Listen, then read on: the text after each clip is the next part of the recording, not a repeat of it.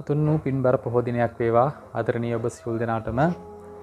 අද මේ පොය දවසේ බොහෝ පිරිසක් විවේකීව රාජකාරී කටයුතු වලින් බැහැර වී නිවසේලා ඉන්න අවස්ථාවක මට හිතුණා විශේෂ යමක් ඔබත් සමග බෙදා හදා ගැනීමට. ඉතින් බෞද්ධ ඔබ වෙනුවෙන් බෞද්ධ අපි වෙනුවෙන් මේ දිනවල කතා කරන්න අවශ්‍යමයි කියලා හිතන මාතෘකාවක් ඔබත් එක්ක කතා කරන්න. ඇත්තටම කාලීන ධර්මදේශනාවක්වත් ගිහි බණක්වත් කියන්න නෙමෙයි මම මේ මෙලාප යොදාගත්තේ. අපි යන් කෙලින්ම මාතෘකාවට. අපිට මේ දිනවල සමාජ මාධ්‍යයෙන් නැත්තම් විවිධ තැන්වලින් අහන්න ලැබෙන දෙයක් තමයි අපේ බෞද්ධ දර්ශනය ගැන. එහෙම නැත්තම් අපි මේ අතීතයේ ඉඳන් බෞද්ධ වත්පිළිවෙත් එක්ක අපේ ජීවිත රටාව ගොඩනගාගෙන ආවා. ඒ ආපු ගමන තුළ යම් යම් අඩුපාඩු එහෙම නැත්තම් නිවැරදි කිරීම පෙන්වා දෙන තත්ත්වයක් දැන් මතුවලා තියෙනවා. ගොඩක් අය කතා වෙන දෙයක් තමයි බෞද්ධ කියන දේ නැත්තම් බුද්ධ දර්ශනය තියෙන්න ඕනේ අපේ හදවතේ කියන එක. එහෙම නැත්තම් මේ අපි පන්සල් යන එක නැත්තම් මල් පූජා කරනෙවුවා, බුදුන් වඳිනෙවුවා, චෛත්‍ය වන්දනා කරනෙවුවා, එහෙම නැත්තම් අපි බෝධින් වහන්සේ වන්දනාමාන කරනෙවුවා. මේ දේවල් ගොඩක් වෙලාවට දැන් කතා වෙන මේක මිත්‍යාවක් ලෙස. එහෙම නැත්තම් මේක හරයක් නැති දෙයක් ලෙස. බෞද්ධ කියන අපි පිළිම වලට වඳින්නවත්, පන්සල් වලට යන්නවත්, එහෙම නැත්තම් බෝධීන් වහන්සේලාට වන්දනා කරන්නවත් නෙමෙයි අපේ මේ උතුම් වූ දර්ශනය අපේ හදවතෙන් අපේ තුලින් දකින්න අවශ්‍ය දෙයක් කියලා. ඔව්. ඇත්තටම උතුම් දර්ශනය අපි තුලින් තමයි මතුවෙන්න අවශ්‍ය. නමුත් මේ යන දේ ඇත්තටම ඒ දර්ශනය මතු කරන්න, එහෙම නැත්නම් ඒ උතුම් සම්බුදු සසුන ශාසනය ආරක්ෂා කරන්න මතු වෙලා තියෙන තත්ත්වයක්ද? බොහොම සූක්ෂම ලෙස නැත්නම් විමසිල්ලෙන් අපි බලන්න ඕනේ මේ දිහා. අපි පොඩ්ඩක් ගමු අපේ අතීතයේ පැත්ත. අපේ අතීතයේ බුදුදහම ලංකාවේ ඉතාමත් උතුම් දර්ශනය හොඳම විදිහට, එහෙම නැත්නම් අපි කියමුකෝ බැබළුණ කාලයක් තිබ්බා කියලා. ඒ කාලේ පන්සල්, වෙහෙර විහාර, පිළිම වහන්සේලා නෙළුවා. ඉතින් ඒ ඉදිකිරීම් තිබ්බා. ඒ කාලේ අපේ ආදි මිනිසුන් නැත්නම් අපි ආදි හෙළයන් කියමුකෝ. ඒ අය මේ පිළිම නෙළුවේ නැත්නම් මේ බෝධීන් වහන්සේලා ස්ථාපනය කරලා පන්සල් ආරක්ෂා කරලා ගමයි පන්සලයි වැවයි දාගබයි කියන ඒ සංකල්පය ඇති කරලා කරේ. ඒතර බොරු වැඩක්ද? මේකේ අර්ථයක් නැද්ද? එහෙම අර්ථයක් නැත්තම් අද කාලේ මේ මතුවලා තියෙන තත්ත්වයේ ඇත්තක් තියනවාද? අපි ඒ ගැන පොඩ්ඩක් බලමු. එතකොට මේ බුදුදහම බැබළුණු කාලෙක අදට වඩා ඒ කාලේ එතකොට ඒ අය අවබෝධයකින් නොවේද මේ කරලා තියෙන්නේ මේ දේවල්? ඔය පිළිමනල පෙව්වා, පන්සල් ඉදි කරපෙව්වා, ඒ බෝධින් වහන්සේලා රෝපණය කරපෙව්වා, ඒ පන්සල් ගිහිල්ලා වැන්දෙව්වා, බෝධි පූජා තිබ්බෙව්වා, දානමාන කරපෙව්වා. ඒ පූජාවන් නැත්තම් අපි ඒ කියන්නේ මේ ආමිෂය පැත්තෙන් කරපු දේවල් ඇත්තටම වැදගත්කමක් නැද්ද? දැන් පොඩ්ඩක් හිතන්න. දැන් අද මේ කතා කරන කාලේ කතා කරන ප්‍රතිපත්තිය ගැන. එහෙම නැත්නම් බුදුදහම හදවතේ තියෙන්න ඕන එක ගැන. මේ දේවල් බොරු, මේ පන්සල් නැත්තම් මේ උතුම් වූ දල්දා සමිඳුන් වහන්සේ නැත්නම් ජයශ්‍රීමා බෝ සමිඳුන් වහන්සේ තරුවන් ලෙස සදුන්ගේ ඒ වැඩක් නෑ, මේකෙන් ප්‍රතිඵලයක් නෑ, මෙවුවා බොරු දේවල් කියලා මිත්‍යාව පැත්තට දාන පිරිසක් ඉන්නවා.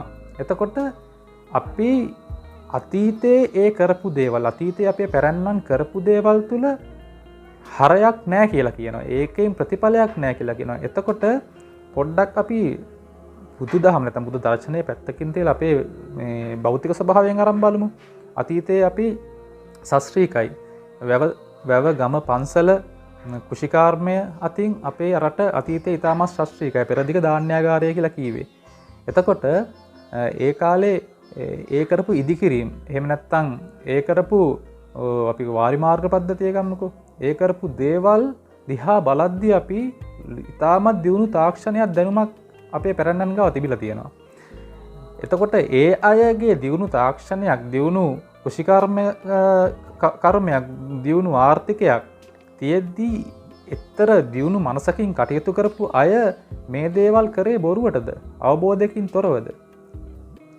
එතකොට අද මේ දේවල් බොරුයි කියන අපේ වටපිටාව ගමුකෝ. දැන් මේ අපේ වර්තමාන කාලය තුල වර්තමාන කාල තුල එකක්දී අද මොනවද දියුණුවයි කියලා තියෙන්නේ? අද මේ දියුණුව කියන තාක්ෂණයට දියුණුව කියන දැනුමට අඩුම ගානේ වැවක් ප්‍රතිසංස්කරණය කරගන්නවත් හරියාකාරය තිබ්බේ අර පැරණ අය හදපු ඇලක් හරියාකාරයෙන් ආරක්ෂා කරගන්න, අලුතෙන් යමක් නිර්මාණය කරන්න, අපේ ලංකාව තුළ නැත්නම් අපේ රට තුළ අලුතෙන් දේශීය නිෂ්පාදනයක් ඇති කරගන්නවත් දැනුමක් තියනවාද? පිටරට දැනුම පිටරට දේ නැත්තම් බටහිර දේ තාක්ෂණය හොඳයි කියලා බදාගෙන හිටියට මොකද්ද දියුණුව? ආර්ථිකය අතින් ලෝකයේ අංක 1ටම පහළ බහැලා තියෙන රටක්. නමුත් කතා කරන්නේ බටහිර දේ ගැන. මෙහෙමයි. මේක ඇත්තටම මේ ඇති වෙලා තියෙන තත්ත්වය බොහොම කනගාටුකාරී තත්ත්වයක්. මේක අපේ බෞද්ධ අයටම තමයි මේකෙන් පහර ගොඩක් වැදිලා තියෙන්නේ. ඒ කියන්නේ දැන් ඔය නිත්‍යාව කියලා අපේ ඒ සංස්කෘතිය දාලා තැනටම අද පත් වෙලා තියෙනවා නිරාගමික කියලා ස්වභාවයක්. ඒක නිකන් ස්ටයිල් එකක් වෙලා තියෙනවා. Facebook එකේ ගත්තොත් එහෙම නිරාගමිකයි කියලා එයා අපි කියමු හඳුන්වා දෙනවා. ඉතින් ඒක තරුණ පරපුර ඇතුළත දැන් ගොඩක්ම ප්‍රචලිත වෙලා යනවා නිරාගමික කියන ස්වභාවයක්. එතන ඒකේ තියෙන භයානක පැත්ත ඔය නිරාගමිකය කියලා ගොඩක් වෙලාවට කතා කරන්නේ බෞද්ධ පසුබිමක් තියෙන පවුල් වල දරුවන්මයි නැත්තම් පිරිසමයි. එහෙම නැත්තම් අන්‍යාගමික නැත්නම් අපි කතෝලික නැත්තම් හින්දු එහෙම නැත්තම් ඉස්ලාම් දරුවන් නිරාගමිකය කියලා කතා කරන්නේ. ඒගොල්ලෝ ඒගොල්ලන්ගේ උතුම් ඒ දේශනාව තුළ ඒගොල්ලෝ ජීවිතය ගත කරනවා. නමුත් අපේ බෞද්ධ අය තමයි මේ නිරාගමිකයි එහෙම නැත්තම් මිත්‍යාව කියලා මේ බුදුදහමේ යම්කිසි කොටස් ටික ඇදලා දාලා තියෙන්නේ. පොඩ්ඩක් හිතන්න මේකට අහු වෙලා තියෙන්නේ බෞද්ධ අපි නම් මෙතන තුන ලොකු මේ සූක්ෂම ප්ලෑන් එකක් තියෙන්නේ. ඒතර මේක අපේ උතුම් වූ සම්බුද්ධ දර්ශනය මේ මහ පොළොවෙන් මේ ශ්‍රී ලංකා භූමියෙන් අතුගාලා දැම්මොත් තමයි ඔය ගොඩක් අයගේ ගොඩක් දේවල් සාර්ථක කරගන්න පුළුවන්. ඉතින් ඒ කූට උපක්‍රමය දැන් ටිකෙන් ටික අපේ තරුණ පරපුර අතරට අරන් ගිහිල්ලා තියෙනවා. ඉතින් ආදරණීය අම්මේ තාත්තේ ආදරණීය සහෝදර සහෝදරියන්ට මම කියන්නේ මේ දේවල් වලට අහු වෙන්න එපා. අපි මෙහෙම ගම්මකෝ.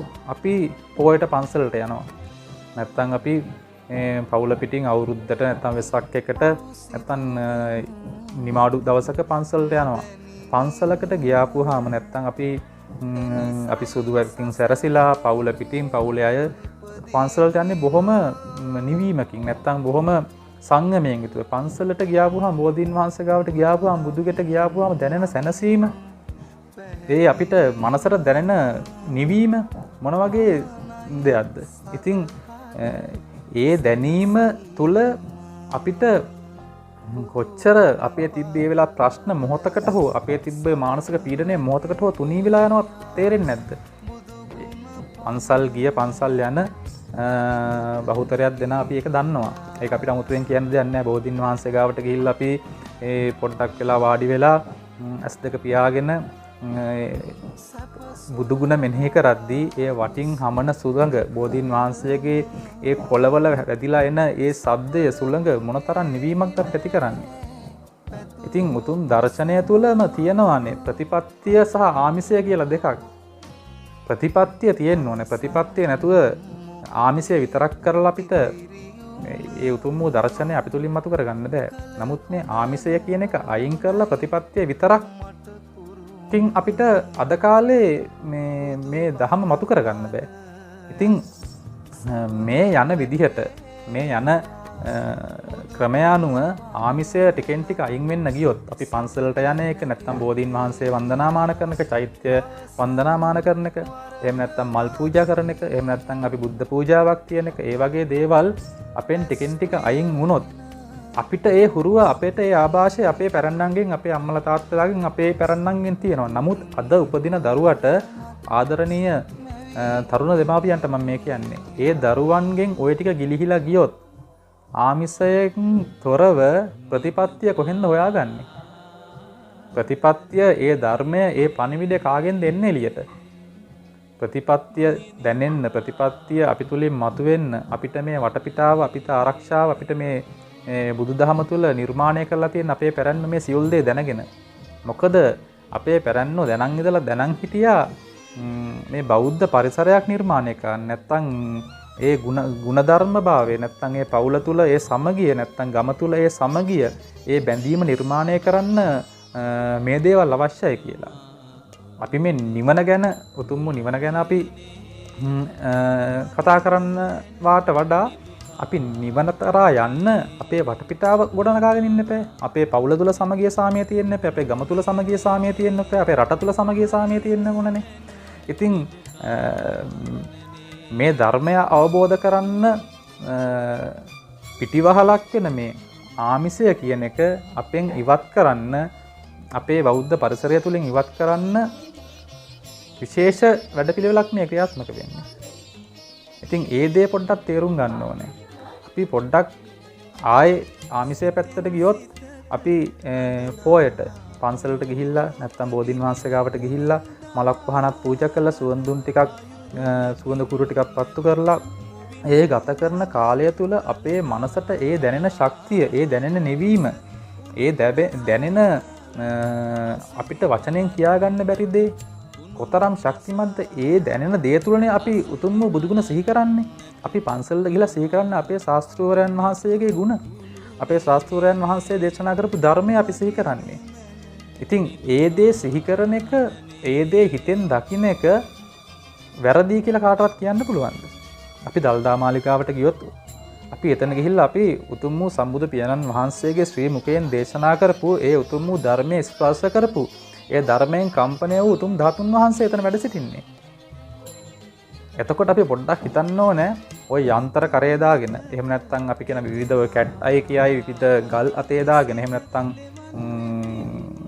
අපලවලට නැත්තම් ඔය යම් බටහිර ක්‍රම වලට එන යම් දේවල් ඇඟේ දාගෙන විශ්වාස කරන අයට අපේ බෞද්ධ පසුබිමෙන් එන ගොඩක් අයට ඒ දේවල් විශ්වාස නම් ওই දේවාල පූජා ඒව ඔක්කොම ඒවට මම පහර ගහනවා නෙමෙයි. මම මේ කියන්නේ මේ යන ක්‍රමයට වෙන දේවල් එක්ක ඒ උතුම් වූ සම්බුදු පියාණන් වහන්සේගේ ශ්‍රී ධර්මයේ ස්පර්ශ කරපු ධාතුන් වහන්සේට ඇයි මේ මෙච්චර පහර ගහන්නේ? ඇයි ශ්‍රී මහා බෝධින් වහන්සේට මෙච්චර පහර ගහන්නේ?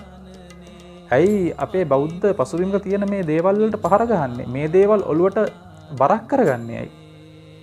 ඉතින් උතුම් වූ සම්බුදු පියාණන් වහන්සේ අපි දන්ත ධාතුන් වහන්සේ ගත්තොත් උන්වහන්සේම අදිෂ්ඨාණයෙන්ම පරිනිර්වාණයෙන් පස්සේ කිව්වා මේ ධාතුන් පිහිටන්නේ මේ ධාතුන් මේ ආකාරයෙන් වෙන් වෙන්න කියලා අදිෂ්ඨාන කරා.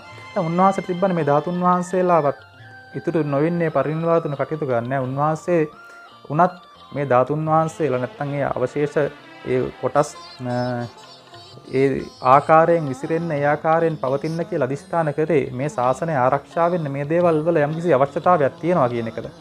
මොකද අපිට මේ දේවල් දකිද්දී මේ බෞද්ධ පරිසරය මේ පන්සල පෙහෙර විහාරයේ චෛත්‍ය ගම පන්සල බැඳීම තුලින් තමයි අපි තුල ප්‍රතිපත්තියට යන්න අපේ ශක්තිය ගොඩනගන්නේ. ඉතින් ওই දේවල් ටික අමතක කරලා ওই දේවල් වලට පහර ගහලා අපේ තරුණ පිරිස අපේ පාසල් වල මේ අවබෝධය ලබාගෙන එහෙම නැත්නම් මේ වැඩිහිටි භාවයට පත්වනේ ළමයි තුල ওই දේවල් ඔලුවට දැම්මන් පස්සේ ඉදිරි කාලේ ඉදිරි පරපුරට අපේ ඒ ලැබුණු ආభాෂය ලැබෙන්නේ නැහැ. එතකොට මේ දේ තුලින් වෙන්නේ මේ සම්බුද්ධ ශාසනය විනාශ කරන්න මේ දේවල් ලස්සනට මේ භාවිතා කරලා තියෙනවා. බුදුදහම විනාශ කරන්න, සම්බුද්ධ ශාසනය විනාශ කරන්න බුදුදහම තුලින්මයි මේ අරන් පාර ගහන්නේ. මම මේ පොහොය දිනේදී කාගේවත් හිත කුපිත කරන්නවත් කියන දෙයක් නෙමෙයි. ඕන කෙනෙකුට ඕන දෙයක් මතයක් දරන්න පුළුවන්. ඕන කෙනෙකුට නිරාගමික වෙන්න පුළුවන්.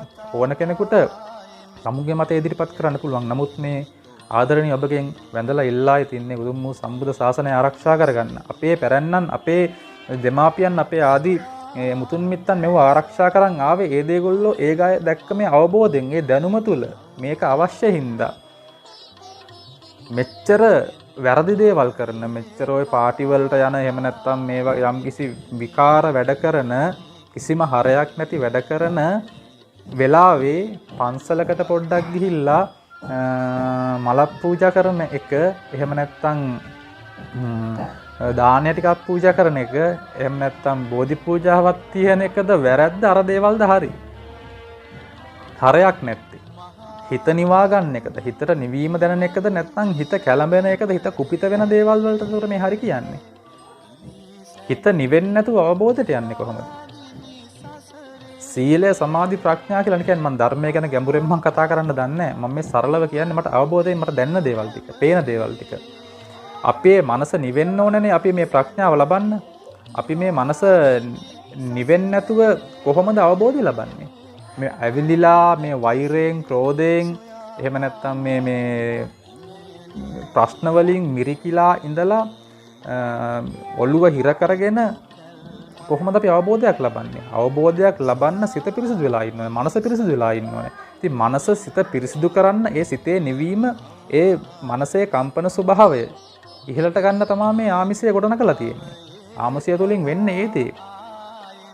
උතුම් වූ බුදු පියාණන් වහන්සේ ඉන්න කාලය තුල, වැඩ සිටින කාලය තුල පිළිමලෙලන්න අවශ්‍යතාවයක් තිබුණ නැහැ. මොකද උන්වහන්සේ වැඩ සිටියේ උන්වහන්සේ ධර්මයේ දේශනා කරා. නමුත් පසු කාලීන ඒ රහතන් වහන්සේලා, ඒ මාර්ගඵලලාභී ඒ ස්වාමින් වහන්සේලා අපේ සහ ඒ අපේ හිටපු ඒ පැරණි අය, ඒ අවබෝධය දැකපු අය, ධර්මයේ දැකපු අය මේ දේවල්, මේ ධර්මය, මේ සම්බුද්ධ සසුන ආරක්ෂා වෙන්න මේ දේවල් ටික ගොඩ නැගුවේ.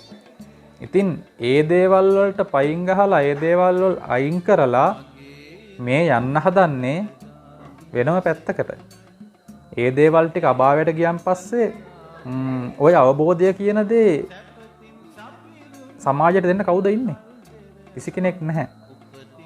සමහර අපේ බෞද්ධ, අපේ සමහර අයගේ සමහර වැරදි දෘෂ්ටියකුත් තියෙනවා. සමහර කෙනෙක් අවබෝධ කරන් පස්සේ, යම් කිසි දුරට අවබෝධයක් ලැබුවන් පස්සේ මේ ධර්මය මොකද්ද, අනිත්‍ය කියන මොකද්ද, මම කියන ස්වභාවය මොකද්ද අවබෝධ කරන් පස්සේ ඒ අය සමහර වෙලාවට කියන එක අපිට වැරදියට අල්ලන් කියනවා මේ මල් පහන් පූජා කරලා වැඩක් නැහැ, පන්සල් ගිහිල්ලා වැඩක් නැහැ, බෝධි පූජා තියලා වැඩක් නැහැ, මේක අවබෝධ කරන්න කියලා. ලැබුත් ඒ අවබෝධ කරපු කෙනා මේ ඔක්කොම කරලා තමයි එතනට අවිල්ලා තියෙන්නේ. මම පොඩි උදාහරණයක් කියන්නම්. විච්ච සිදුවීමක්. මේ මෑතකදී මා මුණ ගැහෙන්න ආවා යම්කිසි පවුලක්. ඒ කියන්නේ දුවා දරුවන්, අම්මා තාත්තා, ඒ කියන පවුල. ඇවිල්ලා මාත් එක්ක යම්කිසි ගැටලුවක් කතා කරා.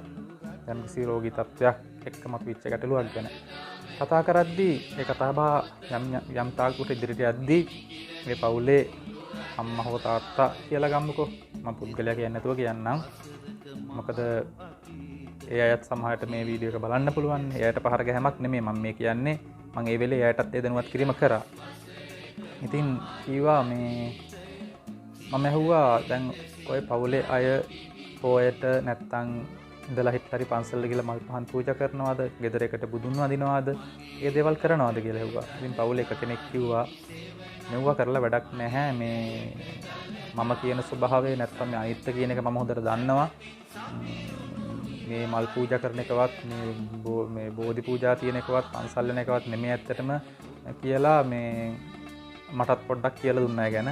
ඉතින් මම කිව්වා හරි ඒක ඇත්ත. නමුත් මේ දරුවෝ ඉන්නවා, මේ ඔබේ මේ සහකරු හෝ සහකාරිය ඉන්නවා. ඉතින් එයාත් එක්ක පන්සල් යන්න අවශ්‍යයි නේද? එයාගෙත් හිතසුව පිණිස යන්න හොඳයි නේද කියලා. නෑ මං එයාටත් කියනවා මේක මේ මම කියන එක පොඩ්ඩක් හිතන්න, මේ දේවල් පොඩ්ඩක් අනිත්‍යයි කියලා. ඉතින් මම ඒ කියන හින්දාම මං ඉතින් ඒ පවුලේ පොඩි අය නම් බොහොම පොඩි. ඉතින් මං අනිත් සමාජිකාවෙන් හෝ මං ඇහුවා මේ කියන දේ ඔයාටත් තේරෙනවද කියලා. දැන් ඊට පස්සේ කිව්වා අනේ මට නම් මෙලෝ දෙයක් තේරෙන්නේ නැහැ මේ කියන දේවල් කියලා කිව්වා. ඉතින් හිතන්න මොකක්ද එතන ඇතිලා තියෙන තත්ත්වය කියලා. පවුලේ එක සමාජිකයෙක් ධර්මය යම් දුරට අවබෝධ කරා වෙන්න පුළුවන්. දැන් එයා අවබෝධ කරලා හිතමුකෝ අපි අවබෝධ කරලා අනිත් අයට ඒ අවබෝධය දෙන්න හදනවා. ඒක වැරදි නෑ, නිවැරදි. නමුත් ඒ අයට ඒක තේරෙන්නේ නැත්තම්, ඒ අයට ඒ අවබෝධය ලබන්න තරම් ඒ අයගේ මනස පරිණත වෙලා නැත්තම් කොහොමද ඒක බලෙන් දෙන්නේ? ඉතින් ඒ අයට අවශ්‍යයි, ඒ අයට පන්සලට යන්න ඕනේ, ඒ අයට මල් පහන් පූජා කරන්න ඕනේ. ඒ අය අවබෝධය ලබන්න හිත නිවා ගන්න ඒ තුලින්. අර කෙනා අවබෝධ කරා කියලා ඒ අවබෝධය කෙනෙකුට බලෙන් පවන්න ගියාම ඒකත් මානසික පීඩනයක් වෙනවා.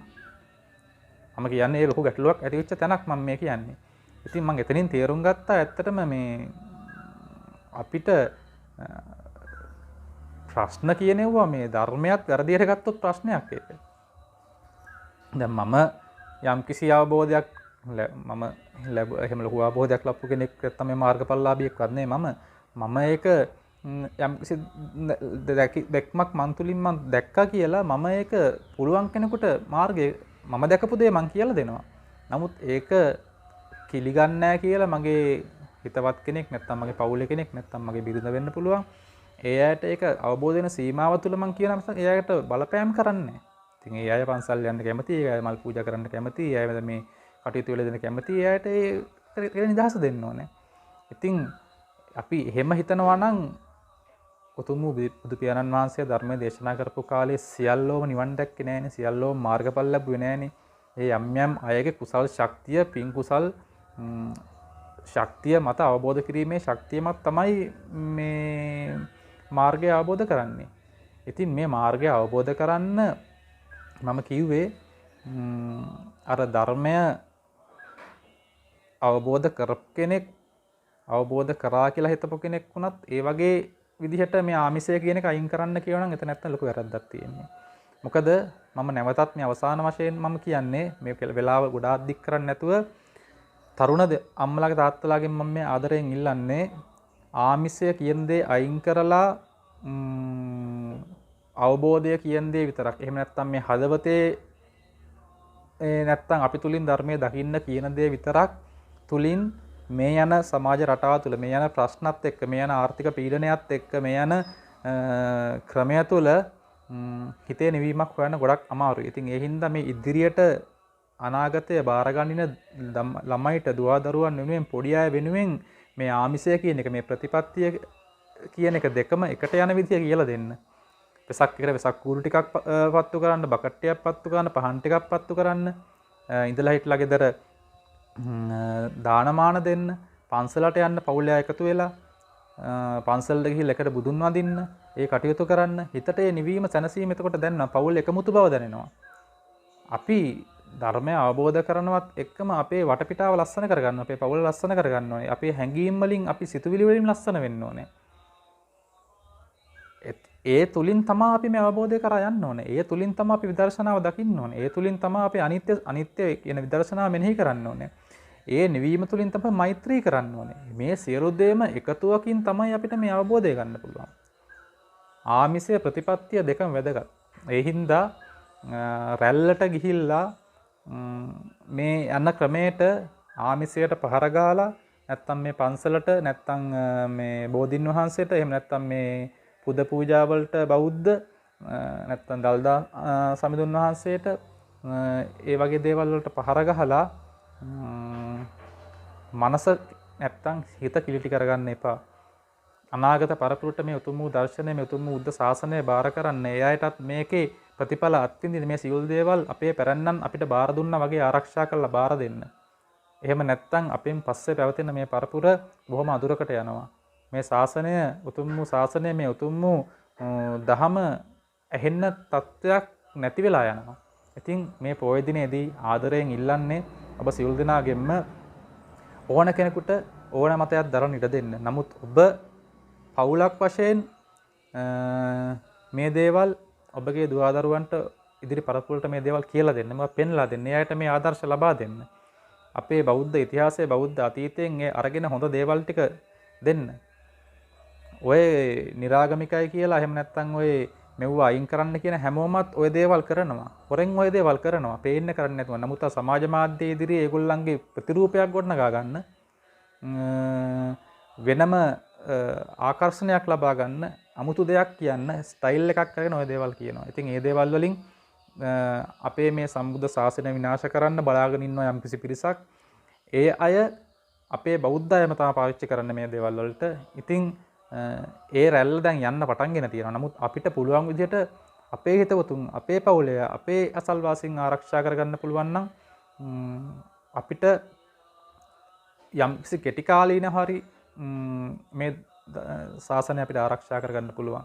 ඉතින් ඒකට ඔබත් දායක වුණා කියන ඔබ තුලිනුත් යම්කිසි දෙයක් දුන්නා කියන එක ආත්ම තෘප්තිය ලබා ගන්න. ඒ පින් කුසල්, ඒ බෞද්ධ ශාසනය ආරක්ෂා කරන යම් තලවල ඉන්න ඒ උතුම් වූ දේවතාවුන් වහන්සේලාගේ ආශිර්වාදය ලබා ගන්න. වැරදි වචනයක් කීවද මන්ද දෙවිවරු ගැන. ඔකටත් දැන් පහර ගන්නවානේ. අපි ඒක වෙනම මාතෘකාවක් කතා කරමු ඉදිරියට. ඉතින් මට කියන්න අවශ්‍යුනේ ওই දේවල් ටික. මේකෙන් හරවත් දෙයක් ගන්න, කෙනෙක්ගේ හිත රිදවන්නවත්, කෙනෙක්ට පහර ගහන්නවත් නෙමෙයි මම මේ කතා කරේ. මම දකින මේ ආමිසය සහ ප්‍රතිපත්තිය තුළ උතුම් වූ සම්බුද්ධ ශාසනය සහ අපේ වටපිටාව සහ එකමුතු බව මනුස්ස ගුණධර්මත් එක්ක ජීවත් වෙන සමාජයක් ගොඩනැගුණු අතීතයත් බලලා තමයි මේ මම කතා කරේ මේ යන වර්තමානයේ වෙන දේවල් දැකලා. ඉතින් සියලු දෙනාට සතුටින් ඉන්න, සමගිව ඉන්න, ආදරයෙන් මෛත්‍රී සිතින් සියලු දෙනා සමග නිදුකින් නිරෝගීව ජීවත් වෙන්න යහපත් කාලයක්, යහපත් මොහොතක් උදා වෙන්න කියලා ඉතාමත් ආදරයෙන් ඉල්ලනවා. සියලු දෙනාට නැවතත් උතුම් වූ පින්බර පොහෝ දිනයක් වෙන්නත් උතුම් වූ ත්‍රිවිධ රත්නයේ ආශිර්වාද ලැබේවා.